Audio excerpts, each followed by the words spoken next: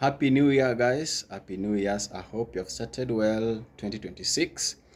And straight to the point, today I want us to talk about what we call culture. You know, in the entire continent of Africa, we have 54 countries, different tribes, different ways of life. So in each and every tribe, there's what we call culture, and it's the culture, traditions, and all these that defines the way of life in each and particular society. Long time ago, every tribe in Africa had their ways of life. If you read the African history, pre-colonial, before colonial era, and even after colonial era, there's a certain pattern in which each and every group in Africa lived. So, if you read the pre-colonial era history of Africa, you are going to understand much better the culture of African, how the African people lived with each other. There are different ways of worshiping. Each and every tribe in Africa had a belief of a supernatural being that created the universe and everything within the universe. And for example, I am a Luo, and as a Luo, we have a supernatural being that we believe to have created everything that we are seeing in the earth. Your tribe also have a way of belief that you have your supernatural being. And if you look at the nature and the traits or the characteristics of this supernatural being, it's across the entire Africa is always the same. Now, I'll give references to my culture or my tribe, Luo. Now, in Luo, we believe that there's a supernatural being that created everything that we're seeing in the planet Earth today. And we call him Obongo or Nyasai or Jechwich. And I'm going to explain what those means. Now, the supernatural being that we believe in my local language or in my tribe, we call him Obongo. Obongo means everlasting, everlasting, never come to a stop. Everlasting being, omnipresent.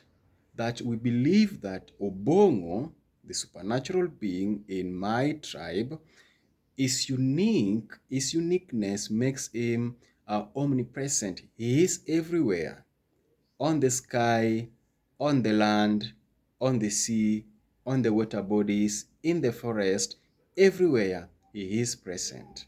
And we call him Obongo.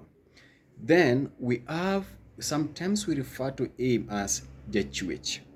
Chwech is creation in English. So when we say Jechwech, it means the creator. So when we say Obongo Jechwech, it means God the creator. Okay?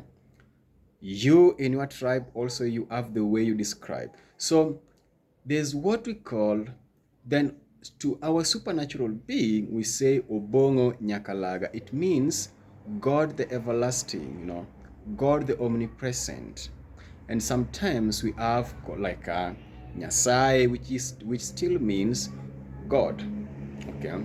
So now, in our culture, we have ways of worshiping. If I go back to my history of our tribe, Luos, there were specific people who had that power. They were not everyone in the society, but there were specific people who had the power to go to specific mountains, and they will burn the sacrifice and they will pray and they will believe that Obongo Nyakalaga will answer them. And if it was during drought, Obongo Nyakalaga will come, and we were told that even the cloud will change, it will rain after burning the sacrifices. So these sacrifices or burning of sacrifices had existed even before the modern Christianity came to Africa. We as Luos, we have our own ways of worship, and today I'm just going to talk about this, and infrequently I will be bringing different cultures in Africa and comparing them to modern Christianity. And I want to make it clear that when the modern Christianity was brought, okay, which is the culture of the Israelites or the Jews, all right? So we are told about, now, if you compare in the Bible, we have God, which is the supernatural being, right? In my language is Obongo. In your language, he has another name. Now, we say God the creator, God created everything according to the book of Genesis, right? And we also, as Luo, the creator, we say Jesuit. So even before the Christianity brought us the Bible, which explained to us everything about God, we also, as Luos, we have the same context of the supernatural being that is God, all right?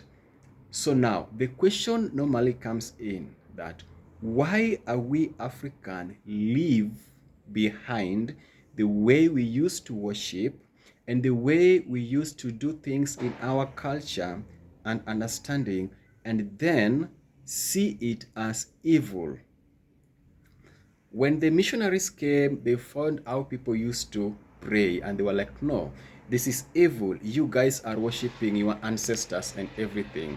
But if you compare the nature of worship in how we used to worship, especially in my tribe, Luo, I'll use that more often as references, and the way worshiping used to happen in the Bible, in the Jewish culture, there's no difference.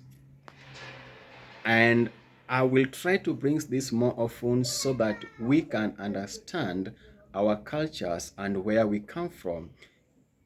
I read in the history of Africa, the tradition or African traditional societies before colonialism, and yeah, I think that we have left our ways of life and adopted to another ways of life, and I think this has brought to us many challenges. Even our names, I'm one of those people who have Western names, of which one day I'm going to change it. I have to adopt to my culture and have my cultural names, my identification. All right. Bill Clinton is not an African name, and you may say that, okay, what does that has to do? I think when we have our traditional names or African names, it defines us, it is our identity, all right? But that's a story for another day.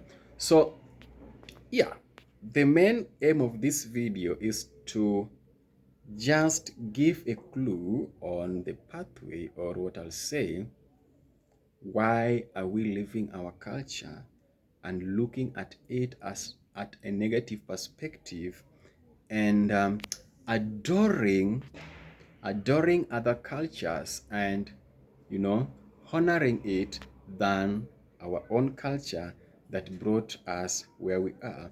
And there's no differences if you look at this our African culture. I don't know in your culture, but in my culture, the way we worship, how we used to have certain people in the society that I'll talk about at a later stage, they are not different with the way we have in the Bible. Anyway, to make this story short, Oriti Uru, goodbye.